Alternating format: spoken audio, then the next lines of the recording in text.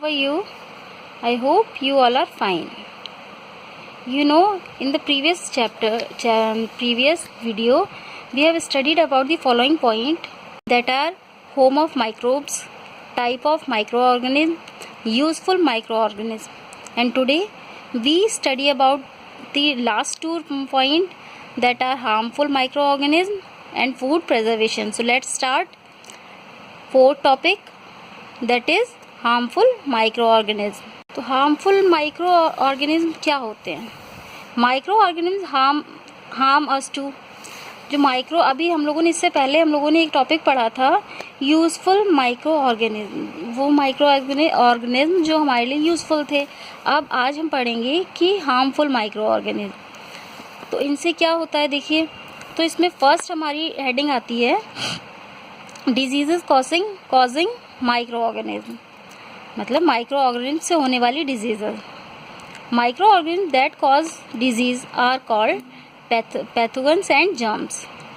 ठीक है, वो डिजीजेज जो माइक्रो ऑर्गेनिज्म से होने वाली डिजीजेज को हम लोग क्या बोलते हैं? Pathogens and germs. Germs enter our body to cause disease in the following way. Body में हमारी जर्म्स जब एंटर कर जाते हैं तो उनसे कई तरीके की बीमारियां जो हैं क्या होती हैं, हमें जो है घेर लेती हैं कई तरीके की बीमारियां। जैसे देखिए, through food and water we get disease like cholera, typhoid, hepatitis etcetera. Food and water से होने वाली जो बीमारियां हैं, जैसे कि कॉलेरा है, टाइफाइड है, हेपेटाइटिस है, ये किससे होने वाली बीमारियां हैं? फूड और वाटर से। When a person suffering from common cold और फ्लू स्नीजेस, कफ और spits, germs are release in the air. जब कोई मतलब बीमार पर्सन मीन सफरिंग जो कि कोल्ड और स्नीज से जो सफ़र पर्सन है, ये क्या करता है? या तो जैसे उसके कफ से, ठीक है, उसके छींकने से, स्नीज करने से, उसके कहीं थूक दे, इधर उधर स्पिट कर दे, उससे जर्म्स जो है क्या होता है वो हवा में रिलीज हो जाते हैं, हवा में फैल जाते हैं। When a healthy person inhale this air, और जब कोई हेल्दी पर्सन उस एयर को इनहेल करेगा तो germs enter his body and he get infected. जैसे ही उसने एयर को इनहेल किया तो जर्म्स क्या होता है, उसी एयर के थ्रू उसकी बॉडी में एंटर कर जाते हैं और उसको भी इन्फेक्टेड कर देते हैं। Common cold, flu, chickenpox, mumps, tuberculosis, measles and polio are disease that spread through air. कुछ बीमारियां हैं जो कि एयर से क्या करती हैं? स्प्रेड होती हैं। जैसे कॉमन कोल्ड हो गया, flu, chickenpox, mumps, tuberculosis, measles and polio, ये कैसी बीमारियां हैं जो कि एयर से स्प्रेड करती हैं। सेकंड पॉइंट हमारा आता है through direct contact with a sick person. मतलब मतलब दूसरी तरीके क्या है कि किसी सिक पर्सन के डायरेक्ट कांटेक्ट में आने पर हम लोग क्या होते हैं, बीमारी क्या करती है, हम लोगों को घेर लेती है। जैसे हम किसी बीमार पर्सन से मिलते हैं तो उनके ठीक डायरेक्ट कांटेक्ट में जब आते हैं तब भी बीमारी हमें क्या करती है, हमें लग जाती है। तो वो कौन सी बीमारियाँ? Like ringworm, common cold, flu, chickenpox and polio, इस तरीके की बीमारियाँ हैं जो हम लोग डायरेक्ट किसी पर्सन के जब कांटेक्ट में आते हैं। Some diseases are caused by insect like mosquito, flies and fleas. कुछ डिजीजेज हैं जो कि इंसेक्ट से होती हैं। कौन कौन से इंसेक्ट से होती हैं? मॉस्किटो हो गया आपका, फ्लाइज हो गया एंड फ्लीज हो गया। Thus they are the carriers of germs. जैसा कि ये हमारे क्या हो गए? जर्म्स के कैरियर्स हो गए। ठीक है, मीन्स जर्म्स को कैरी करने वाले होते हैं, हो गए। द फीमेल, अब ये ध्यान से सुनिएगा, द फीमेल एनाफिलीज मॉस्किटो, जो मॉस्किटो में इनकी एक प्रजाति होती है एनाफिलीज की। तो जो फीमेल एनाफिलीज होती है वो किसकी कैरियर होती है? मलेरिया जर्म्स की। ठीक है, मलेरिया किसके काटने से होता है? फीमेल एनाफिलीज मच्छर के काटने से मलेरिया होता है। तो मलेरिया जर्म्स की क्या है? ये कैरियर है। When this mosquito suck the blood of a healthy person, जब ये मॉस्किटो क्या होता है, किसी हेल्दी पर्सन का ब्लड को क्या करता है? सक करता है। ही शी सफ़र फ्रॉम मलेरिया, तो वो पर्सन जो है, चाहे वो ही या शी जो भी पर्सन हो, वो मलेरिया से सफ़र हो जाता है। As he she get infected. The female Aedes mosquito is the carrier of the dengue virus. ठीक है, और फीमेल एनाफिलीज जो किसकी कैरियर थी, वो मलेरिया जर्म्स की कैरियर थी। वहीं पे फीमेल एंडीज मॉस्किटो जो है वो डेंगू वायरस की कैरियर है। When house fly sit on dirt, जब हाउस फ्लाई क्या होती है, डर्ट पे सिट करती है, germs stick on their body, तो जो वहाँ के जर्म्स क्या होते हैं उसकी बॉडी पर स्टिक कर जाते हैं। और फिर उसके बाद क्या होता है कि they annoyingly transfer these germs when they sit on food, और ना जानते हुए भी ये क्या करते हैं, जब किसी फूड पर वो क्या करते हैं, जब हाउस फ्लाई जब बैठती है तो ये जर्म्स जो होते हैं जो उसकी बॉडी में स्टिक होते हैं वो उस फूड में ट्रांसफ़र हो जाते हैं। और जब उस फूड को हम लोग क्या करते हैं, कंज्यूम करते हैं, तो क्या होता है, द पर्सन हु कंज्यूम, जो भी कोई पर्सन उस फूड को कंज्यूम करता है वो बीमार पड़ जाता है। Next, prevention of communicable diseases. ठीक है, मतलब कम्युनिकेशन आपने देखा ना, उसी से बना है कम्युनिकेबल, मीन्स फैलने वाली जो बीमारियां होती हैं। तो कम्युनिकेबल डिजीज से prevention, diseases that spread from an infected person to a healthy person through air, food, water and direct contact are called communicable diseases. वो डिजीजेज जो कि किसी इन्फेक्टेड पर्सन से किसी हेल्दी पर्सन को एयर के through, food के through या वाटर के थ्रू या फिर डायरेक्ट कांटेक्ट में आने पर होती हैं, तो वो डिजीजेज कौन सी डिजीज कहलाती हैं, कम्युनिकेबल डिजीजेज होती हैं। By following some simple step the spread of communicable diseases can be restricted. कुछ फॉलोइंग स्टेप्स को अपनाने पर क्या होता है कि कम्युनिकेबल डिजीज को स्प्रेड होने से रोका जा सकता है। These steps including keeping the infected person separate from the healthy people। ठीक है, इस स्टेप में क्या आता है कि किसी बीमार जो व्यक्ति है उसको अलग रखा जाए, मीन्स सेपरेट कर दिया जाए किसी हेल्दी पर्सन से, and asking him to use the handkerchief, और उससे हैंडकरचिफ यूज़ करने के लिए कहा जाए। वाइल स्नीजिंग एंड कफिंग, जब भी उसे खांसी आए या कफ आए तो उस वक्त अगर वो हैंडकरचिफ को यूज़ करे और मतलब उसे बिल्कुल सेपरेट रखा जाए तो इससे बचा जा सकता है। To prevent mosquito from breeding in our neighborhood, we should ensure that water does not collect anywhere in our neighborhood। ठीक है, मॉस्किटो से बचने के लिए उनका मतलब कि ब्रीडिंग ना हो सके तो उससे हमें क्या अपने आसपास में हमें ये ध्यान रखना होगा, इंश्योर होना पड़ेगा कि कहीं पे भी पानी का हम लोग जमाव ना करें। ठीक है, तो इससे ये बचा जा सकता है। Micro organism spoil food, micro organism जो होते हैं फूड को भी क्या कर देते हैं, स्पॉइल कर देते हैं। बैक्टीरिया स्पॉइल आर फूड, हमारे फूड को कौन स्पॉइल करता है, बैक्टीरिया करते हैं। द सोरिंग ऑफ मिल्क, इसमें क्या आता है, मिल्क का सोर होना। Putrefaction of meat, rotting of potato, vegetables and fruits are all due to the action of bacteria. तो ये किसकी वजह से होते हैं, बैक्टीरिया की वजह से। Growth of mould make food unfit for consumption, mould की जो ग्रोथ हो जाती है फूड में तो वो हमारे कंजप्शन के लिए अनफिट हो जाता है। Yeast makes fruit juicy, east जो होता है फ्रूट को क्या करता है, जूसी बनाता है। Yeast makes fruit juices, tomato juices etcetera unfit for consumption due to fermentation.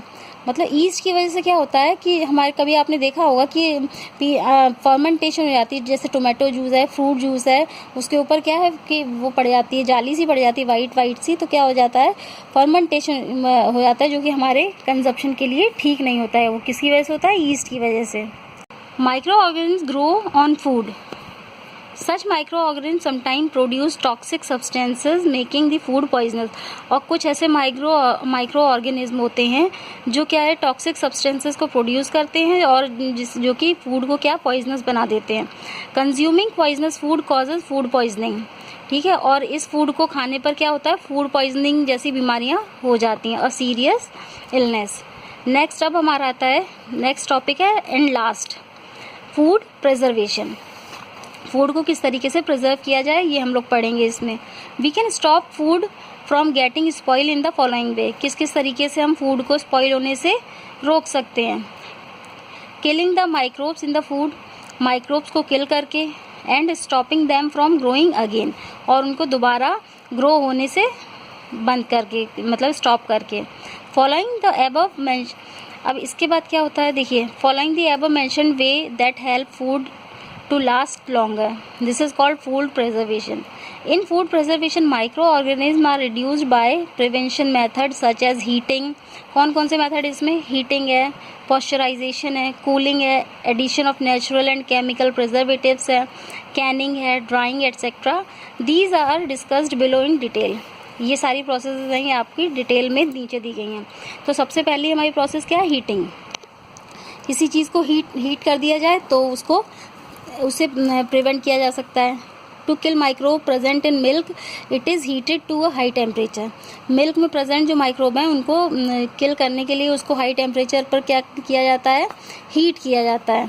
In other word, it is given UHT, means ultra heat treatment. It is the partial sterilisation of milk by heating it for very short time, around 1 to 2 seconds. At a temperature over 135 degrees Celsius. UHT milk is available in Tetra Pak. It has a shelf life of 6 months until it is opened. जब तक इसको open ना किया जाए तो 6 month के लिए इसकी जो लाइफ है वो बरकरार रह सकती है. सेकेंड हमारी मेथड है पॉस्चराइजेशन. मिल्क के पॉस्चराइजेशन में क्या होता है कि milk is heated to a high temperature of 70 degree Celsius. Milk को 70 डिग्री सेल्सियस पर क्या किया जाता है? हीट किया जाता है. कितने? For about half a minute and then cooled immediately. और फिर तुरंत उसे क्या किया जाता है? कूल किया जाता है. This method kill most of the microbe present in milk. और इस मेथड से होता है ज़्यादा से ज़्यादा माइक्रोब्स क्या हो जाते हैं मिल्क के? वो किल हो जाते हैं without changing the flavour of milk. मतलब मिल्क के फ्लेवर को चेंज किए बिना सारे माइक्रोब्स क्या होते हैं? किल हो जाते हैं. Lewis pasture had invented this method. और इस मेथड को किसने इन्वेंट किया था? Lewis pasture. इसीलिए इसे पॉस्चराइजेशन कहते हैं. ठीक है, लुईस पास्चर ने इसको इन्वेंट किया था. अब आता है थर्ड, हमारा आता है कूलिंग. कूलिंग करके किस तरीके से प्रिजर्व कर सकते हैं? To preserve food a longer time. किसी फूड को लॉन्ग टाइम के लिए प्रिजर्व करने के लिए फूड इज कूल्ड. फूड को क्या किया जाता है? Cooled. A refrigerator keeps food at about 5 degree Celsius. Food को रेफ्रिजरेटर में 5 डिग्री सेल्सियस पर रखा जाता है. And keep it from spoiling for a few days. तो उसको कुछ दिनों के लिए स्पॉइल होने से बचाया जा सकता है. A deep freezer preserve food at below -18 degree centigrade. और जो डीप फ्रीजर होते हैं वो फूड को प्रिजर्व करते हैं, मतलब -18 degree centigrade, and prevent it from spoil for a few month. इसके बाद फोर्थ हमारी प्रोसेस आती है chemical preservatives. Some chemical preservative such as sodium benzoate and sodium metabisulphite are very affected in preventing the growth of microbe. कुछ chemical जैसे कि हमारा sodium benzoate हो गया, सोडियम मेटाबाइसल्फाइड हो गया, ये क्या करते हैं? ये माइक्रोब्स की ग्रोथ को क्या करते हैं? प्रिवेंट करते हैं, रोकते हैं. They are used to preserve food jams. ये किसको? मतलब जैम जो हमारे होते हैं उनको प्रिजर्व करते हैं, उसमें यूज़ किए जाते हैं. स्क्वैशेस होते हैं एंड केचप्स होते हैं, उनमें ये केमिकल प्रिजर्वेटिव यूज़ होते हैं. नेक्स्ट हमारा आता है नेचुरल प्रिजर्वेटिव. नेचुरल प्रिजर्वेटिव कौन कौन से होते हैं? Sugar, salt, oil and vinegar are natural preservative. कौन कौन से natural preservative? Sugar, salt, oil and vinegar, ये हमारे नेचुरल प्रिजर्वेटिव हैं. अब ब्रीफ डिस्कशन. अब इसके बारे में देखिए, एक डिस्कशन दिया है sugar and salt.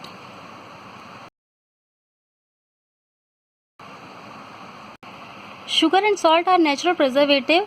Sugar inhibits the growth of bacteria. Sugar जो है बैक्टीरिया ग्रोथ को रोकती है. And is used as a preservative in stresses, jams and jellies.